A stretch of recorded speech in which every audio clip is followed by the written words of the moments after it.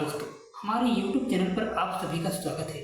दोस्तों, आज हम आप सभी लोगों के लिए लेकर आए हैं एक हॉरर स्टोरी जो ही बहुत ही खतरनाक और दिल दहला देने वाली स्टोरी है। तो दोस्तों, चलिए जल्दी से इस स्टोरी को शुरू करते हैं। अगर आपको कहानी पसंद आए तो वीडियो को एक लाइक और इस तरह की कहानी आप सुनना चाहते हैं तो हमारे चैनल को सब्सक्राइब जरूर करिएगा। तो चलिए दोस्तों, वीडियो को शुरू करते हैं।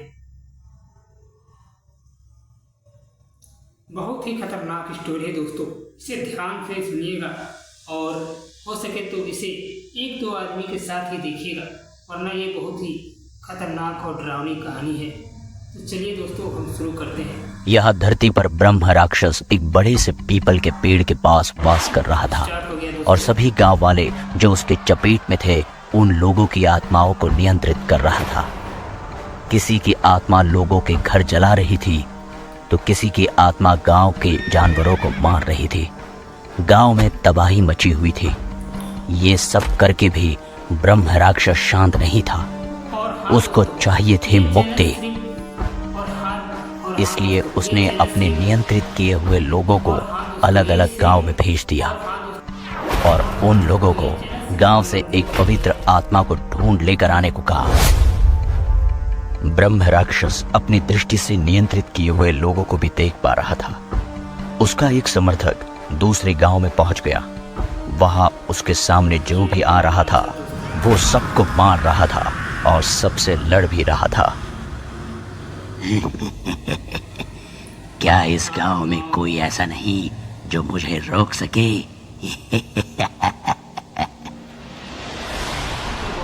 गांव के सभी लोग के बीच अफरा तफरी छा गई थी। लोग चीखते चिल्लाते भाग रहे थे तो कुछ साहसी लोग समर्थक को रोकने की कोशिश कर रहे थे। पर वो कहते हैं ना, जब अहंकार किसी के सर चढ़ जाता है तो उस वक्त उसे अच्छाई और बुराई में कोई फर्क नजर नहीं आता। पवित्र आत्मा नरभक्षी, मुझे लगता है तुम ठीक कह रहे हो। अगर ब्रह्म राक्षस को हमने अपने साथ मिला लिया तो शायद हमें हमारी मंजिल तक पहुंचने से कोई नहीं रोक सकता। जी महाराज, मुझे भी लगता है यही। वो दिन अब दूर नहीं जब धरती पर हमारा राज होगा। ब्रह्म राक्षस, बाप रे। आगे की तैयारी कहां तक पहुंची है?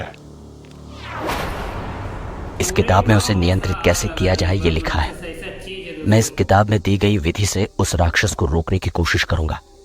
तुम दोनों विधि का सारा सामान ढूंढ कर लेके आना और फिर हम विधि को शुरू करेंगे। तभी उनको घर से बाहर चीखने चिल्लाने की आवाज आती है।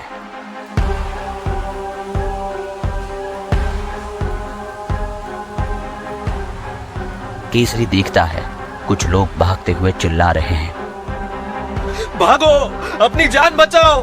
अगर अपनी जान प्यारी है तो भाग जाओ, वरना ये राक्षस हमें खा जाएगा। भागो। केसरी बाबा से कहता है, शायद ये वही राक्षस है जिसे देखकर मैं भाग आया था बाबा। तो देर किस बात की है? चलो चलते हैं बाबा, लगता है समय आ गया है। वो तीनों बाहर आते हैं जहां वो ब्रह्म राक्षस का समर्थक गांव को परेशान कर रहा था। ये तो वो राक्षस नहीं है। हाँ, पर मुझे देख के ऐसा लग रहा है मानो इस इंसान को कोई आत्मा नियंत्रित कर रही है। ये अपने होश में नहीं है। इसे मैं अभी होश में लेके आती हूँ। सरवरी भागते हुए उसके पास जाती है और उस पर हमला करती है और जैसे ही वो उसे मारने वाली होती है तभी अचानक ब्रह्म राक्षस उसे हवा में रोक देता है। सरवरी चाहकर भी हिल नहीं पाती। तुम ठीक तो हो ना बेटा? तभी कौटिल्य कुछ मंत्र पढ़ता है और ब्रह्म राक्षस के समर्थक से सरवरी को मुक्त करता है। कोई तो मिला जिसे मारने में मजा आएगा। देखो देखो, रुक जाओ। आखिर तुम ये सब क्यों कर रहे हो? क्या बिगाड़ा है इन लोगों ने तुम्हारा? लड़की तो तलवार बिगाड़ा तो बहुत कुछ है, पर तुम्हें इससे क्या? तुम जानती भी हो कितना परिश्रम किया है मैंने इन लोगों के लिए। बदले में मुझे क्या मिला? हाँ, एक ऐसी मृत्यु जहां मरकर भी मुझे मोक्ष नहीं मिल पा रहा। लोगों के लिए पूरा जीवन व्यतीत करने के बाद मेरी आज ये हालत है। हट जाओ मेरे रास्ते से। सभी अपने जीवन में कुछ ना कुछ खोज रहे हैं, इसका मतलब ये नहीं कि तुम बुराई की राह चुनो। मैं इस व्यक्ति को अभी तुम्हारे वश से मुक्त करता हूं। ऐसा कहकर कौटिल्य उस समर्थक पर अपने कमंडलू से अभिमंत्रित पानी छिड़कता है और वह व्यक्ति ब्रह्म राक्षस के वश से बाहर निकलकर जमीन पर बेहोश होकर गिर जाता है।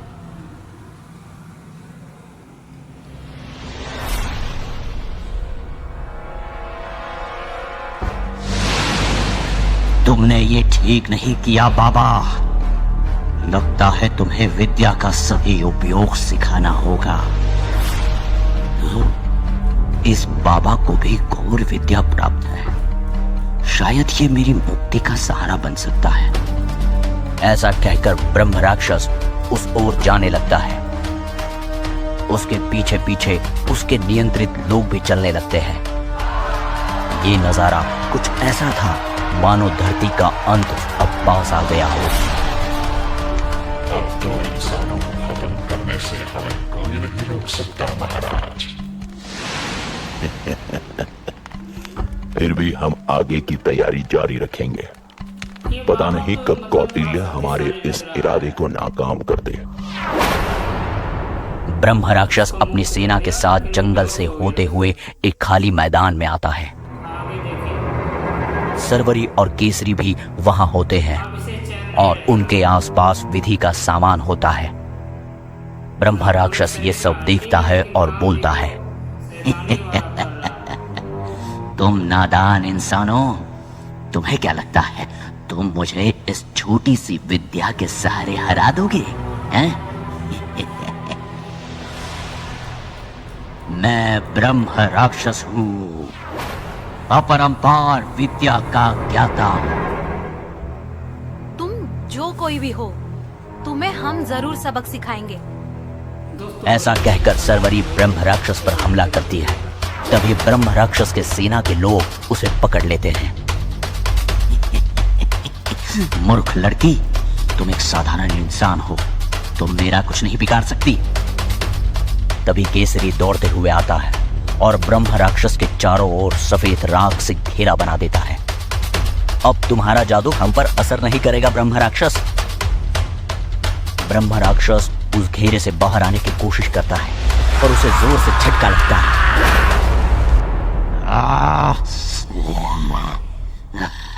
लगता है तुम्हें भी कोई विद्या प्राप्त है। तभी कौटिल्य वहां आता है। तुम्हारा सामना बच्चों से नहीं बल्कि मुझसे हुआ है ब्रह्म राक्षस। ऐसा कहकर कौटिल्य कमंडलू से अभिमंत्रित पानी उसकी सेना पर छिड़कता है और सभी लोग जो ब्रह्म राक्षस की चपेट में थे वो मुक्त हो जाते हैं।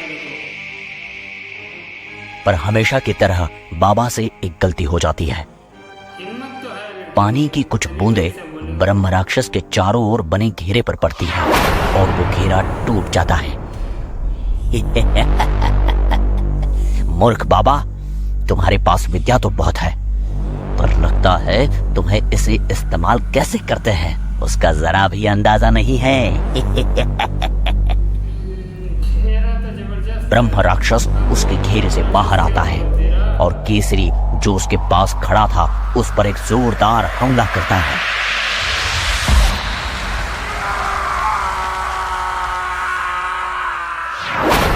उस हमले के कारण केसरी उड़कर कौटिल्य के पीछे गिर जाता है।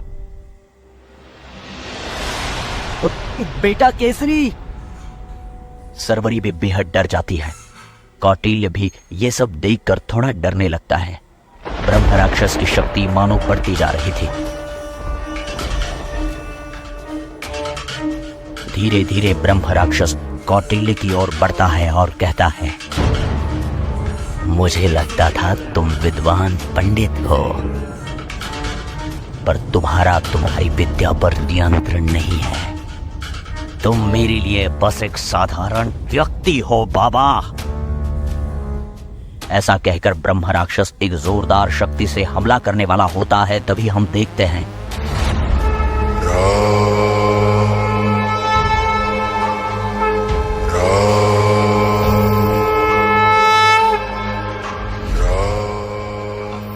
नहीं, ये कैसे मुमकिन है? नहीं।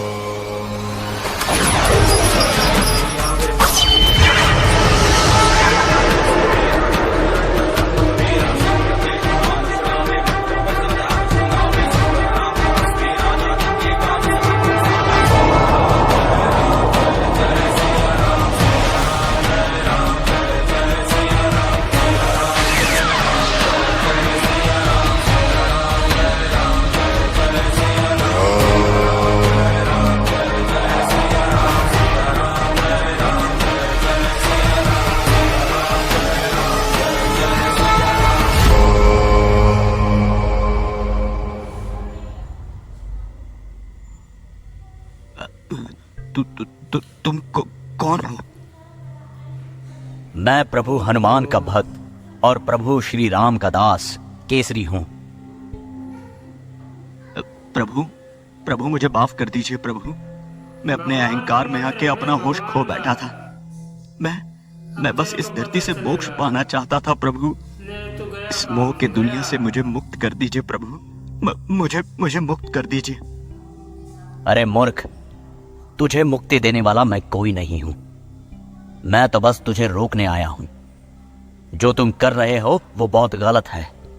इसे यही रोक दो और मोक्ष पाने के लिए अपनी विद्वत्ता का सही उपयोग करो।